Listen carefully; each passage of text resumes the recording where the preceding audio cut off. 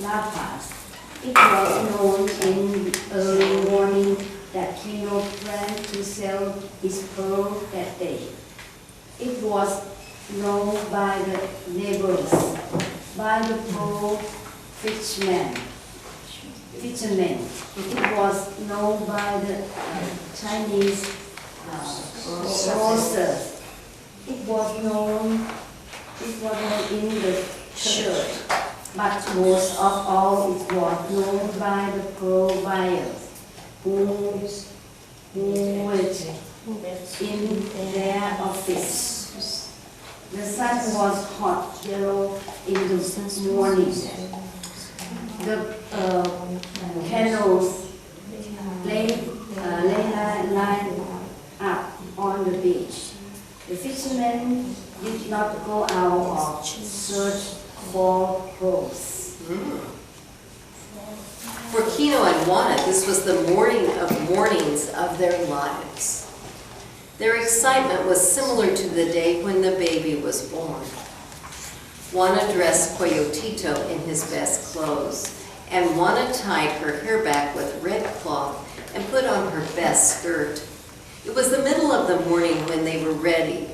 Kino's old white clothes were clean, and this was the last day in his old clothes. Tomorrow, or even this afternoon, he planned to buy new clothes. Who would like to continue? The neighbors watched Kino's door from their houses. They were dressed and ready too. It was accepted that this was an important day for all the fishermen. They had to go. If they did not, they were not good friends. Juana carried Coyotito so he could see everything. Kino put on his large hat and shoes.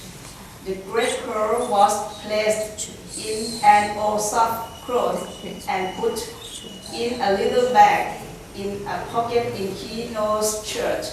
Now they were ready. Kino stopped. They stepped proudly out of the house. Juana followed him, carrying Coyotito. And as they walked up the street toward the stone town, the neighbors joined them, but because it was a serious day, only one man walked with Kino, and that was his brother John Thomas. You must be careful that they do not give you a bad price, Thomas said. Very carefully, Kino agreed.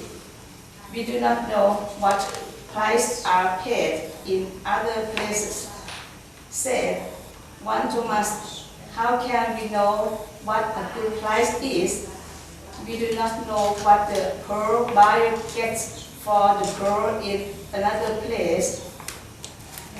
That is true, said Kino, but how can we know? We are here, we are not there. As they walked, the crowd grew behind them. Thomas, nervous, continued speaking. Before you were born, Kino, he said, the old man had an idea. They thought of the way to get more money for their pearls.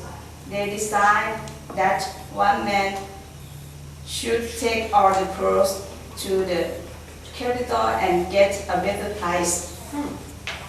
I know, Kino said, it was a good thought. And so they got a man, said Thomas, and they gave him their pearls. And they never heard from him again. And the pearls were lost. Then they got another man, and they never heard from him again. And so they went back to the old way.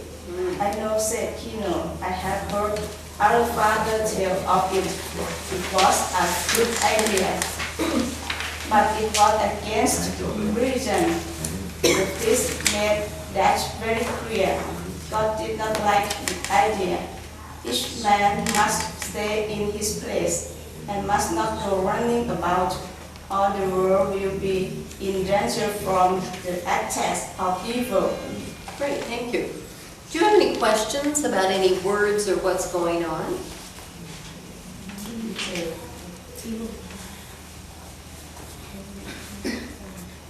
I have a sense, I have a feeling it's not going to go well.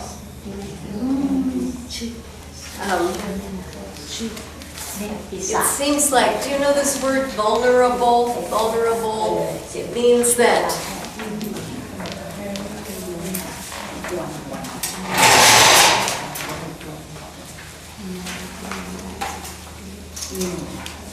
kind of, you don't need to know it, but I think he's very vulnerable. It seems like he's not well educated, he doesn't have a lot of power, he will have to go in front of these people and just do whatever they say. He's very vulnerable. Vulnerable. Now that I'm kind of a little bit under the weather because of my sickness, I'm a little bit more vulnerable to getting sick too from other things. Vulnerable means you don't have the power. You're in a weaker spot. You're vulnerable. Yes, vulnerable. You don't have to remember that, but that's the word I'm thinking of with him. He's very vulnerable. He doesn't have a lot of power or education. It will be at the will of the people who tell him how much they're going to give him. Vulnerable. Vulnerable. Vulnerable.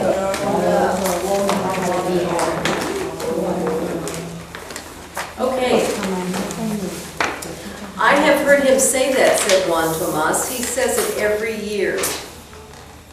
The brothers, as they walked along, closed their eyes a little. They and their grandfathers grandfathers started doing this when the strangers from Spain came with guns. And in those 400 years, Quino's people had learned only one defense. They closed their eyes a little and tightened their mouths a little. Nothing could break down this wall, and they could stay complete inside the wall. The crowd was serious. They understood the importance of the day. They came to the stone town, and as before, the beggars joined them when they passed the church. The grocers looked out at them. The little bars lost their customers. The owners closed their shops and went along. Could someone else read now, please?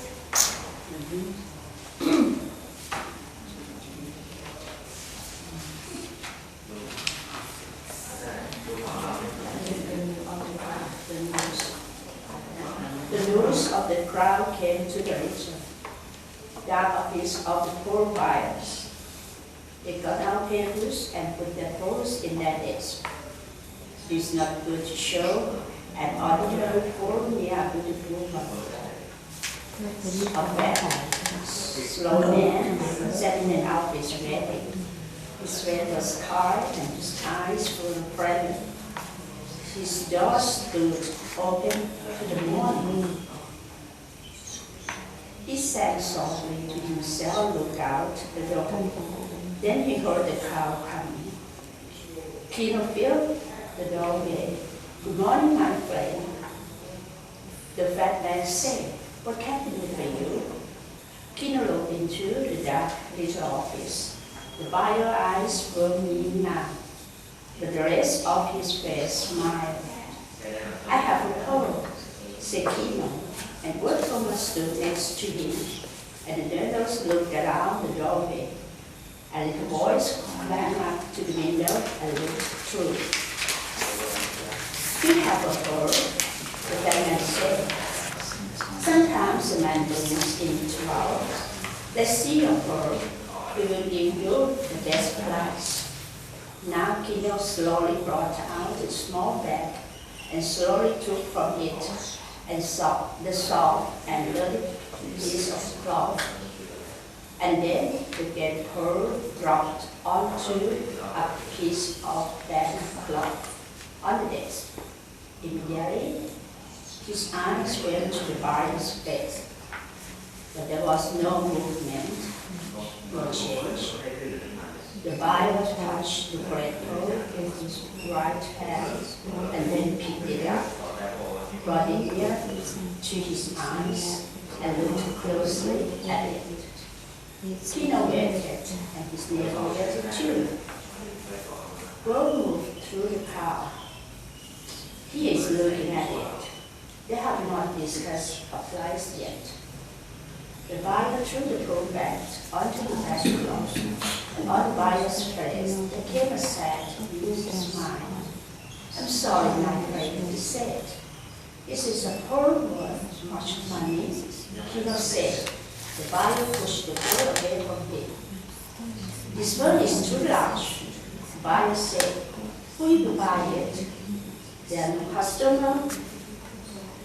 customer for a pearl like this. It's only an amazing toy. I'm sorry. Now Kino's face was worried. This is the pearl of the world. He cried. Nobody has ever seen a pearl like this. It's too large, said the buyer. This is interesting only because of its unusual size. I can give you 1,000 pesos. Kino face too dark and dangerous. It is worth 50,000, he said. You know it. You're not being honest. And the buyer heard a dangerous noise from the crowd as they heard the price.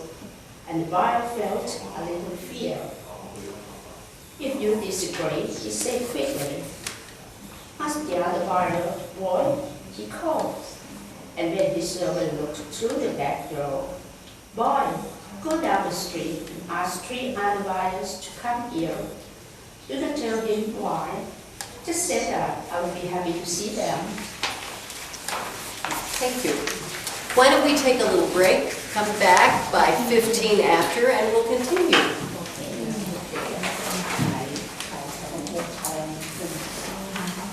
Break time.